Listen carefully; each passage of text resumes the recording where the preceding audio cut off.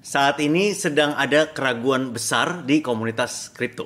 Keraguan terhadap para exchange kripto.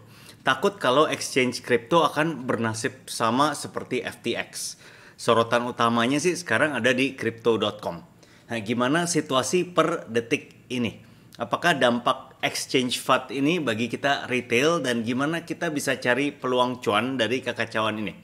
Kayaknya aku ada nemu satu trik.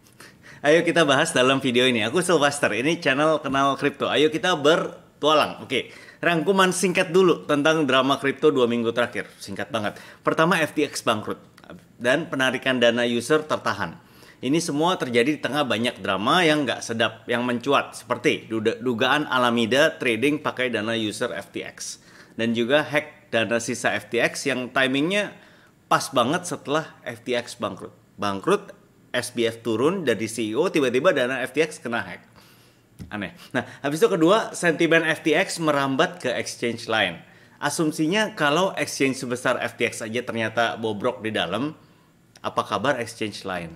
Nah, habis itu sentimen ini menyebar bagai kebakaran hutan di musim kemarau. Letusan Gunung Merapinya tiba-tiba meletus. Boom. Kayak yang digambar video ini nih. Semua panik, ramai-ramai tarik dana dari exchange. Itu rangkumannya. Tapi seberapa besar kebakaran hutannya? Letusan Gunung Merapinya tuh seberapa besar sih? Ayo aku ajak teman-teman lihat ya. Oke. Nah, kita lihatnya dari mana? Kita lihat pakai CryptoQuant. Ini data on-chain yang kita bisa lihat tracking exchange reserve, dana cadangan yang ada di exchange sudah seberapa jauh turunnya hingga sekarang. Oke, by the way sebelumnya aku mau luruskan dulu info sebelumnya yang aku pernah kasih tentang exchange reserve. Jadi dalam beberapa video sebelumnya kita pernah bahas exchange reserve. Nah, di sana aku ada jelasin kalau exchange reserve itu dana yang dimiliki, dana cadangan atau saldonya Bitcoinnya yang dimiliki oleh para exchange. Nah, tapi setelah melihat perkembangan terakhir ini gitu, sepertinya definisi yang itu keliru, guys. Jadi exchange reserve ini sepertinya definisinya itu semua koin yang ada di wallet yang diakui atau punyanya exchange. Jadi koin ini punya siapa? Pertama bisa jadi kemungkinan pasti punya user. Jadi kalau user setiap kali kita deposit ke exchange masuk ke exchange reserve.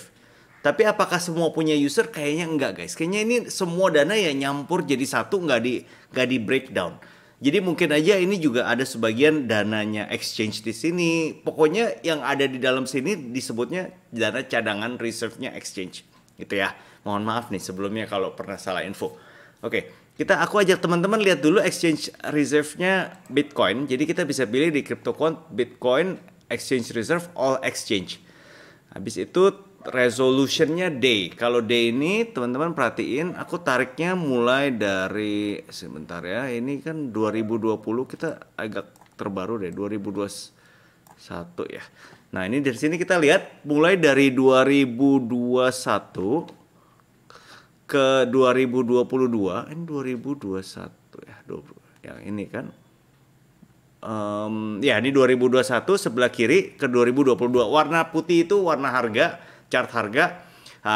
Petunjuknya di sebelah kanan yang putih yang ini ada, jadi ada 70.000, 60.000 ini, dan yang warna biru itu jumlah cadangan Bitcoin di exchange. Yang sebelah kiri petunjuknya ada 2,8 juta ini juta, artinya 2,8 juta Bitcoin. Nah, kalau teman-teman perhatiin dalam beberapa hari terakhir nih, sejak November tanggal 6, aku zoom lagi ya. Aku zoom lagi nih ke sini deh. Tuh, jadi lebih kelihatan, lebih gampang. Per November 6 ini exchange reserve tiba-tiba turun. Ini yang bisa kita lihat bank run-nya mulai terjadinya, mulai kencangnya di sini. Dan ini semua exchange. Masih semua exchange. Aku ajak teman-teman lihat semua exchange singkat dulu. Bitcoin, Ethereum, ini temanya juga sama. Per tanggal 4, 5, 6 turun ke bawah. Habis itu sama stablecoin. Stablecoin juga polanya sama, per tanggal November 4 ini turun ke bawah. Jumlahnya lumayan dari 27 miliar jadi terakhir ke 24 miliar. 24,5 berarti ada keluar 3 miliar dalam waktu berapa hari. Oke, nah sekarang gimana kalau kita mulai zoom ke setiap exchange khusus? Kalau yang kita tahu FTX kemarin, oke? FTX, aku ajak teman-teman lihat Bitcoin FTX. FTX, all exchange, kita pilih ini exchange di bawah FTX. Nah, teman-teman perhatiin di sini exchange reserve FTX per tanggal 7 November ini udah tinggal, kalau Bitcoin tinggal 220 Bitcoin. Dari sebelumnya 20.600 Bitcoin tiba-tiba hilang, hangus, habis ke bawah. Ya, ini sebagian ditarik user, sebagian mungkin kena hack. Ini pokoknya sekarang dampaknya udah dikit. Nah, kalau kita mau zoom, aku mau ajak teman-teman keadaan per detik ini, kita bisa lihat dari resolusi yang blok. Kecilin blok. Ini kita bisa lihat, nah blok ini update-nya per 5 menit atau berapa menit gitu. Lihat, kita bisa kelihatan. Tuh, sebelah kiri lihat jumlahnya 6K, 12K, jumlah Bitcoin-nya sekarang udah 220 aja. Artinya udah nggak ada kegiatan. Exchange reserve-nya udah nggak ada. Kalau yang lain, contoh kita lihat Binance ya. Ajak teman-teman lihat Binance Exchange Reserve. Ini pas tanggal, nah Binance juga ternyata turun dari 11 turun ke bawah. Exchange Reserve-nya sekarang Bitcoin-nya ada di sekitar 456.000 Bitcoin. Dan per sekarang udah mulai naik lagi guys. Udah mulai naik lagi, dikit-dikit udah mulai naik. Artinya apa? User udah mulai ada aliran dan Bitcoin masuk lagi ke user. Itu ya lagi kejadian sekarang nih. Sekarang nih lihat percatatannya jam 7 malam, 15 November jam 7 malam. Berarti aku buat recording ini setengah 8 malam. Berarti lag sekitar setengah jam ya. Gitu. Udah mulai naik lagi. Kalau aku ajak teman-teman lihat, kalau ini gimana? Kalau exchange yang lain gimana? Yang lagi masalah sekarang crypto.com ya. Aku ajak teman-teman lihat crypto.com. Ada nggak di sini? Nggak ada ya. Crypto.com nggak ada datanya di sini. Datanya kadang Bitcoin dia ada, Crypto.com ada, terus belum stablecoin Crypto.com nggak ada, jadi nggak terlalu semuanya dikasih kelihatan datanya di sini. Oke. Nah ini kalau ini stablecoin. Kalau stablecoin aku ajak lihat teman-teman lihat Crypto.com yuk. Nah ini Crypto.com per blok ya resolusinya, jadi ini lumayan real time. Oke. Reserve-nya sekarang per sekarang udah mulai nggak turun terus, dia mulai naik. Ada totalnya ada 402 juta US dollar. Udah mulai naik dari sebelumnya pas tanggal 6 November itu cuman sisa 103 juta US dollar. Nah, ini apakah ini user yang deposit dana dari user atau dana dari address wallet dia yang lain dimasukin buat exchange reserve, kita nggak tahu. Yang pasti kalau di sini kita bisa lihat keadaannya tidak sekritis 6 November keadaannya si crypto.com. Dari sini kita bisa kelihatan nih guys. Kalau aku mundurin ya chartnya nih, iya ini bloknya ya. Kalau per jam aja deh, per jam. Jadi ini habis itu aku mundurin gini deh. Tuh turun dari September ya, ini turun di November ini, habis itu mulai naik lagi. Oke, mulai naik ya. Oke, nah aku juga mau ajak teman-teman lihat konfirmasi sama exchange net flow. Jadi kita mau tahu kondisi terkini gimana. Ini kan exchange reserve, aku ajak lihat exchange net flow. Jadi ini adalah total dana yang masuk sama yang keluar dikurangin. Lebih gede yang masuk atau lebih gede yang keluar. Kalau masuk artinya banyak user deposit, kalau keluar artinya banyak user withdraw. Kalau kita lihat yang menarik ini hourly ya, stable coin di sini mulai kita zoom ya guys ya, per sini deh. Bentar ininya. Ini zoom ke sini deh. Ini kita bisa lihat kalau dari tanggal 7 November itu yang mulai hot-hotnya lebih banyak candle merah. Merah itu artinya outflow ya, dana keluar dari exchange. Lebih banyak candle merah dan lebih panjang juga candlenya. Jadi memang kelihatan sentimennya gede, fear-nya banyak dana keluar di sini kelihatan. Nah, tapi kalau kita mau lihat per kapan ya, per 13 November gitu, per 2 hari yang lalu, udah mulai mengecil candle merahnya dan candle hijaunya juga lumayan banyak. Jadi lumayan agak lega sih stablecoin. Ya. Ya, ini ada ukuran nih guys di atas. Kalau 150 M nih yang garis ini berarti kalau ada candle hijau setinggi ini artinya ada yang total dana masuk 150 juta di exchange. Nah, ini kita bisa lihat juga, coba kita lihat yang lagi hot crypto.com ya, stablecoin. Stablecoin crypto.com tetap keluar. Jadi exchange lain kalau secara keseluruhan stabil, mulai membaik. Kalau crypto.com dramanya belum berakhir nih. Masih tetap banyakan yang keluar. Yang terakhir ini kalau hourly kapan nih? Ini jam 6 sore tadi, per jam 6 sore ada keluar 212 ribu US dollar. Ya, nggak terlalu banyak sih. Ya kalau per jam ya lumayan lah ya. Kita lihat, ini kita bisa lihat per blok.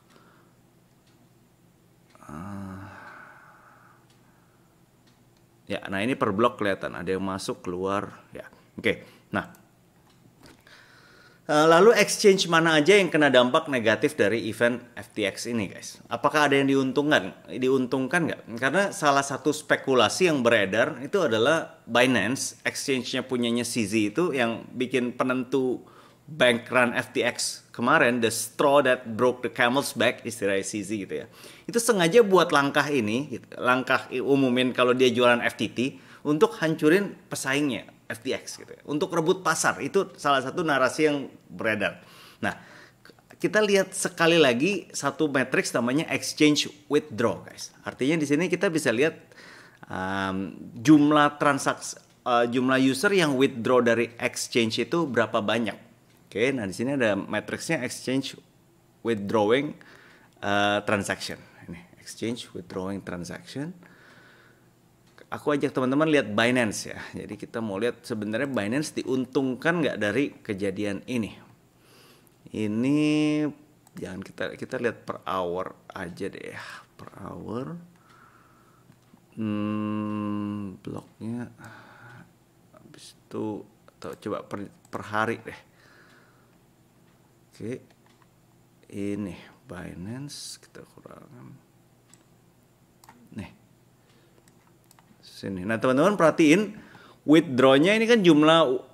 Jadi yang warna biru ini kalau kita contoh ya, yang ini pada 14 Juli 2022 ada total yang tarik dana itu 5.969 transaksi yang withdraw. Dan kalau kita lihat kurvanya lumayan stabil kan, lumayan stabil. Tapi teman-teman perhatiin pas November 6, ini di November 9 tiba-tiba withdraw-nya meningkat 3 kali lipat, guys. Jadi 16.000. Artinya Binance juga kena efek negatifnya. Banyak juga yang mau withdraw dari Binance dari sini kalau kita lihat. Dan bahkan kalau sekarang pun, ini 15 masih turun. Aku ajak teman-teman lihat di sini deh. Di hourly sekarang. Nah ini yang per jam ini, per jam aku kecilin ya. Nih, dari sini. Nah ini udah ada tick yang naik dari sini, per jamnya mulai naik. Habis itu sekarang udah mulai stabil melandai ke bawah. Jadi kalau kita lihat ya Binance nggak kena efeknya heboh banget, tapi tetap kena efek negatif. Justru kena efek negatif. Aku pikir malah justru semua berlindung masuk ke Binance. Kalau ini gimana? Kalau crypto.com gimana? Stablecoin. Nah ini juga berarti teman-teman perhatiin stablecoin crypto.com pas dia mulai nanjaknya justru pas 13 November. 13 November dari standarnya per jam 106 tiba-tiba naik jadi 8 kali lipat, jadi 9 kali lipat, guys. Jadi 929 withdrawal per jam. Kalau kita lihat hari ini, sorry ya, ini agak analitis dikit ya, agak data dikit ya. Jadi kita benar-benar bisa tahu yang terjadi saat ini nih apa, FAT-nya udah nyampe mana. Oke, ini per 11 tuh 12 3.000-an withdraw. Habis itu di 13 November naik 5 kali lipat. Jadi 10.000 withdraw. Habis itu 14 November turun setengah, 15 November datanya belum lengkap. Oke. Jadi semua kena dampak, bahkan juga Binance, si exchange terbesar juara juga kena. Oke, nah apakah ini bagus nggak? Menurutku sih bagus. Bagus untuk jangka panjang guys. Kenapa? Karena kalau Binance nggak kena efek negatif, malah bertumbuh makin besar, makin dominan gitu. Maka industri exchange kayaknya makin menuju ke arah monopoli dan ke arah kartel. Yaitu dikuasainya seluruh industri hanya oleh satu pemain aja. Ya, jadi Binance bisa kontrol kebijakan dan aturan main industri exchange crypto gitu, kalau sampai terjadi. Nah, biasanya dalam sebuah industri apapun, kalau sampai terjadi monopoli atau kartel, yang dirugikan ya konsumen kita. Karena konsumen nggak punya pilihan jadinya. Ya, semoga Binance tetap tumbuh berkembang. Karena kenapa? Karena emang selama ini rekam jejaknya bagus. Ya, tapi juga exchange lain yang bagus juga semoga terus tumbuh berkembang bareng Binance. Nggak mau kartel kita. Ya kan? Nah, saat ini semua exchange sepertinya ikut-ikutan kena cap jelek di mata komunitas. Ya, tapi aku yakin ada banyak exchange yang bagus juga selain Binance. Nah, salah satunya sponsor video ini, Coinex. Jadi ini emang sponsor berbayar ya. Tapi bukan semata-mata karena berbayar jadi aku tampilin gitu ya. Karena aku lihat profil Coinex emang cocok buat topik kartel ini. Coba aku ajak teman-teman lihat Coinex itu yang mana? Coinex itu yang ini. Oke, ini. Nah, jadi nama Coinex emang belum terlalu familiar buat kita di Indonesia guys. Kayaknya emang ya dia ambil jalurnya nyantai buat berkembangnya. Ya, maksudnya dia secara sadar pilih untuk berkembang secara natural, secara organik. Dari segi rekam jejaknya dia tergolong udah matang, berdirinya 2017. Jadi lumayan panjang. 18, 19, 20, 21, 22, 5 tahun buat exchange kayaknya panjang ya. Ya, dan juga terkenal dia keamanannya bebas hack. Selama ini aman bebas hack. Nah, yang paling penting juga selama ini Coinex nggak pernah masalah dengan withdrawal user. Itu yang lagi hot kan topiknya. Nah, dari sisi financial, Coinex termasuk exchange yang punya fondasi kuat. Dia lumayan unik karena dia satu grup dengan VIA BTC. VIA BTC ini salah satu mining pool Bitcoin terbesar di dunia. Aku ajak teman-teman lihat VIA BTC ya. Pertama mining pool dulu. Ini petanya mining pool. Mining pool itu apa? Mining pool itu biasanya kolam yang harus tanda kutip diikutin oleh seorang miner kalau dia mau dapat kemungkinan mining Bitcoin lebih besar. Karena sekarang saingannya besar, semua harus gabung gitu ya. Jadi grup-grup. Nah, ini namanya grupnya mining pool. VIA BTC ini grupnya yang ini nih guys. VIA BTC market share-nya 7,8% hash rate share-nya. Jadi nomor 1, nomor 2, nomor 3, nomor 4, nomor 5. VIA BTC nomor 5, kelima terbesar. Nomor 4 ada apa? Ada Binance Pool yang punya exchange juga kan. Nah, jadi VIA BTC ini aku ajak teman-teman lihat Coinex ini, ekosistemnya dia termasuk VIA BTC. Jadi satu grup, makanya aku bilang dari sisi fondasi finansialnya lumayan unik, lumayan kuatnya dari sana.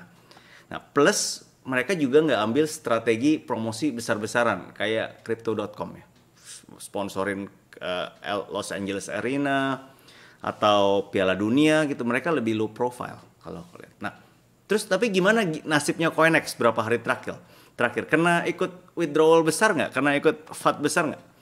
Ya sama aja kayak exchange lain. Aku ajak teman-teman lihat ya. Kalau datanya Coinex yang kelihatan di Ethereum guys. Aku ajak teman-teman lihat di exchange withdrawing address Ethereum Coinex. Ini kita mundur, kita bagi per hari. Mulai naik dari tanggal 7 November, dari berapa ya? Dari 6 November deh. 6 November withdrawing address-nya naik dari 145 ke 321. 2 kali lipat. Ya naik tapi nggak se-ekstrim yang lain tadi. Lumayan naik. Habis itu kalau dari exchange reserve-nya dia, kita ajak lihat exchange reserve Ethereum-nya Coinex. Ini perhatiin Coinex Oktober turun. Nih di sini di November 9 dia ada Ethereum 20.248 ETH. Habis itu turun, kena FAT, user tarik banyak jadi sisa 18.458. Ya lumayan kena, tapi kayaknya kenanya juga nggak separah yang lain ya. Ini dia. Ini exchange reserve-nya naik, turun. Tapi overall dia trennya masih lebih naik dibanding sebelumnya ya. Kalau dari Oktober itu exchange reserve-nya 14.500, sekarang ada di 18.400. Masih lebih naik dari sebelumnya. Coba aku mau bandingin singkat sama Binance. Ini aku juga baru lihat, baru notice perubahannya. Dari Oktober, nah kalau Binance cenderung flat bahkan menurun. Exchange reserve-nya ada 5 juta ETH, sekarang turun jadi 4,9 juta ETH. Oke. Nah, jadi guys, check out CoinEx ya. Mereka punya pilihan coin micin yang lengkap. Dan juga sekarang lagi ada event trade yang lagi berlangsung nih guys. Aku ajak teman-teman lihat event trade yang mana, yang ini. Kalau masuk sini, pencet promotion, ada trade board. Nah, ini ada event trade. Jadi kita bisa dapat reward kalau kita ikutan event mereka. Ya, teman-teman bisa baca detailnya di sini ya. Link pendaftaran di deskripsi video ya. Oke, nah apakah ini berarti aku bilang CoinEx 100% aman? Atau exchange lain, atau Binance semua 100% aman, nggak mungkin bangkrut? Enggak guys, karena dalam seminggu terakhir kita udah belajar kalau nggak ada yang pasti di kripto ya. Ya kan? FTX saja yang dikasih label penyelamat kripto mendadak bisa hilang. Jadi ya nggak ada yang pasti, baik itu Binance, CoinEx atau exchange lain, selalu ada resiko. Nah, yang pasti yang kita bisa lakukan adalah manajemen resiko. Nah, caraku pribadi, manajemen resiko itu taruh koin di exchange hanya untuk kebutuhanku aja. Nah, kebutuhanku apa di exchange? Aku trading spot, trading futures, dan juga aku pakai fitur earn di beberapa promosi yang terbatas. Kayak contohnya bisa earn 10%, 8%, tapi dikasih batasan hingga 1000 US dollar. Aku masih lihat kayak fitur-fitur earn kayak gitu ya wajar. Cuman promosi aja karena dibatasin juga, cuman sedikit. 1000 US dollar, 8%-nya setahun cuman 80 dolar kan. Tapi ya lumayan lah. Maksudnya buat menyenangkan hatiku gitu ya. Nah, di luar itu aku taruh koinku di non custodial wallet, artinya di cold wallet. Ya, dari dulu emang gitu, bukan karena drama FTX aja jadi gitu. Nah, kenapa? Karena emang lebih menguntungkan, guys. Kalau yang aku alami gitu. Kenapa? Karena pertama, spread harga jual beli koin di exchange itu lebih bagus daripada di decentralized exchange. Artinya kita bisa beli koin lebih banyak dengan uang yang sama kalau kita belinya di centralized exchange, di exchange. Ya, karena spreadnya lebih bagus. Kalau teman-teman yang pernah pakai DEX buat beli koin pasti tahu, pasti berasa. Dan juga kalau untuk futures, likuiditas trading futures tuh jauh lebih tebal di exchange. Artinya kalau kita eksekusi masuk market itu harga eksekusinya jauh lebih tepat, presisi dengan yang kita lihat. Slippage-nya dikit banget. Itu sih aku alamin.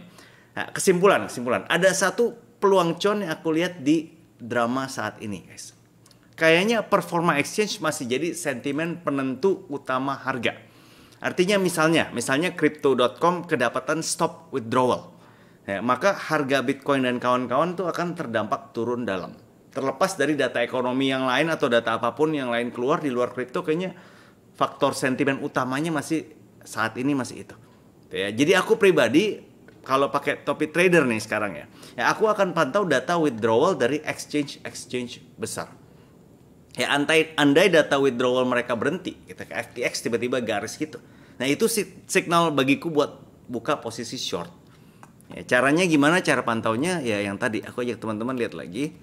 Pertama ini kita ke CryptoQuant. Habis itu misalnya aku mau pantau tadi Crypto.com kan. Crypto.com adanya datanya di stablecoin. Aku pilih stablecoin. Pilih Crypto.com. Nah, ini habis itu resolusinya aku pilih per blok. Artinya yang paling update-nya paling cepat. Nah. Ya udah, ini per blok. Ya udah, aku tungguin aja withdrawalnya jalan atau enggak. Tunggu, ini exchange reserve, aku ganti ke exchange withdrawing transaction. Ini. Jadi kalau transaksinya masih ada, masih jalan, ya berarti exchange-nya masih normal, ya kemungkinan nggak bisa pakai sentimen ini. Tapi kalau tiba-tiba withdrawing-nya tiba-tiba berhenti gitu ya, itu signal buat aku pasang short sih kalau aku ya. Nah, jadi yang ini tadi Crypto.com all stable coin yang lagi hot ya kan. Aku taruh time frame ku di sini. Aku Aku kecilin di sini ya, November 1. Ya cukup lah, ini dari sini. Teman-teman perhatiin di sebelah kiri ada jumlah transaksinya kan. Ya selama masih ada kayak garis-garis ini berarti dia masih jalan transaksinya. Kalau yang udah bener-bener stop tuh kayak yang FTX ini nih guys. FTX yang ini.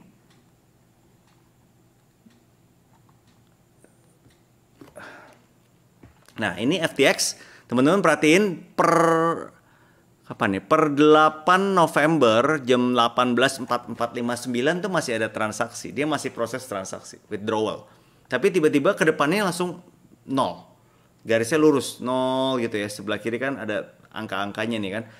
Nol, nah ini artinya dia stop transaksi. Nah itu bagiku signal buat pasang posisi short sih. Aku lihat itu main singkatnya begitu kalau aku lihat ya. Nah, by the way ini fitur ini cuman adanya di yang fitur CryptoQuant yang berbayar sayangnya gitu. Jadi CryptoQuant ada yang gratis, ada yang berbayar. Resolusinya bisa dijadiin per blok ini pakai yang berbayar.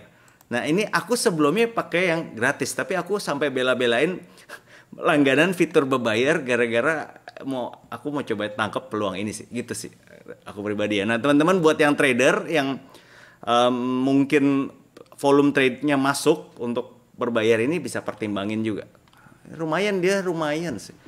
Biaya berlangganan ini sebulan kalau bulan $39 gitu. Kalau setahun jadi $29 per bulan. Ya, link pendaftaran kalau mau daftar di bawah tuh CryptoQuant di deskripsi video juga ya. Ya udah itu peluangnya kalau aku lihat. Nah, abis itu berikutnya saat ini event Black Swan-nya FTX masih berlangsung guys. Jadi bagai kebakaran hutan di musim kering ya. Ternyata apinya malah merembet ke exchange lain. Tebakanku secara jangka pendek ini dampaknya negatif buat industri kripto. Akan tambah banyak orang kehilangan kepercayaan akan kripto, banyak yang keluar. Artinya ada lebih banyak uang yang mengalir keluar. Apalagi kalau ternyata ada pemain besar lagi yang ikutin jejaknya FTX. Itu dari segi fundamental. Dari segi technical ya aku perhatikan sekarang harga Bitcoin udah membentuk lower low, lower high di bawah garis weekly moving average-nya. Coba ya kita buka trading view. Ini Bitcoin ini kan kalau kita lihat chart, kalau kita lihat weekly time frame, ini moving average, aku pasang moving average 200 yang ini, dia udah di bawahnya pertama, terus dia udah membentuk lower low, lower high. Jadi trend bearishnya lebih kental lagi. Nah biasanya setauku Bitcoin sebelumnya belum pernah lama-lama bikin lower low, lower high di bawah weekly 200 moving average. Itu jadi kayaknya antara itu dan event Black Swan-nya FTX saling melengkapi gitu ya. Ya saling mengkonfirmasi lah. Keduanya aku lihat gitu. Nah ketiga, Binance selama ini udah buktiin rekam jejak yang bagus sebagai exchange kripto besar. Iya, aku berharap mereka tetap terus berkembang, terus kasih contoh juga buat positif buat exchange lain. Tapi buat kepentingan kita nih, konsumen, aku berharap nggak ada kartel atau monopoli industri exchange. Karena yang paling dirugikan ya kita juga, konsumen. Jadi bagian yang kita bisa lakukan sebagai retail untuk cegah kartel ya tetap bersikap objektif, nggak tutup diri terhadap semua exchange yang kasih kita godaan. Jangan lupa risk management juga ya. Like, share video ini kalau bermanfaat buat kamu. Sampai jumpa di petualangan berikutnya. Bye.